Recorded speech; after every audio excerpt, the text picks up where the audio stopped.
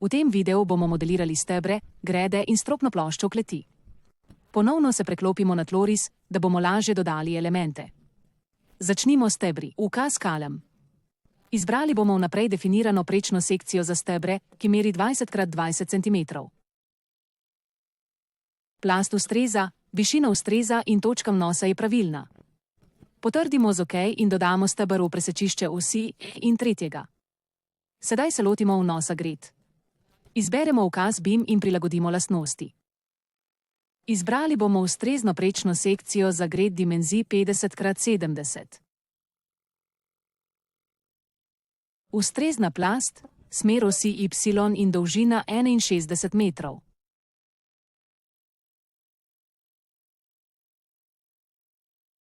Začetna točka vnosa. Če nam katero od nastavljenih lastnosti ne ustreza, lahko to spremenimo v paleti lastnosti pred vnosom elementa.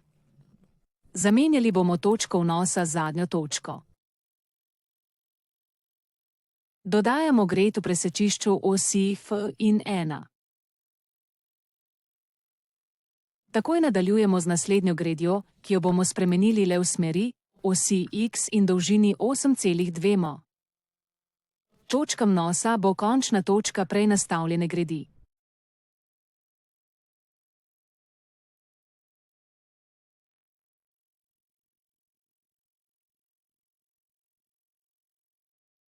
Postavili bomo še dve gredi v smeri osi X dolžine 3,9 m v presečiščih osi F in 4. ter F in 6.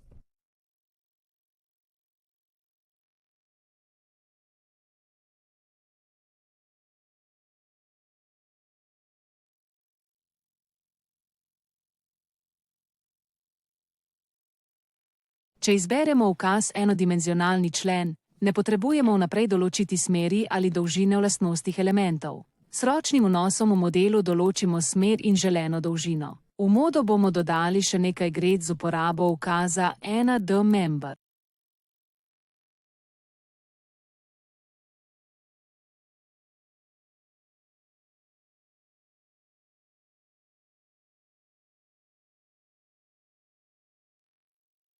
Preostalo nam je še definirati stropno ploščo podzemne etaže.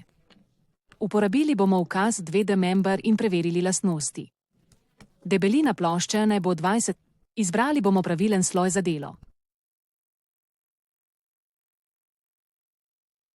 Da bi vnesli robne točke plošč, bo lažje, če bo analitični model viden. Ploščo vnašamo poligonalno po vseh robovih zidov. Ko smo vnesli vse točke, pritisnemo Escape, da zaključimo vnos in takoj vidimo ploščo na modelu.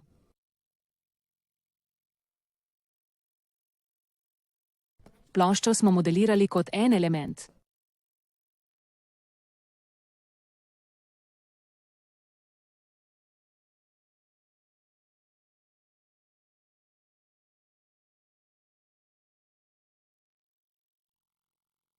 Centimetrov. Če je potrebno, jo lahko enostavno razdelimo na več segmentov z ukazom Divide Surface. Ko zaženemo ukaz za delitev, moramo označiti ploščo, ki jo želimo razdeliti, in linijo, ki bo določila delitev.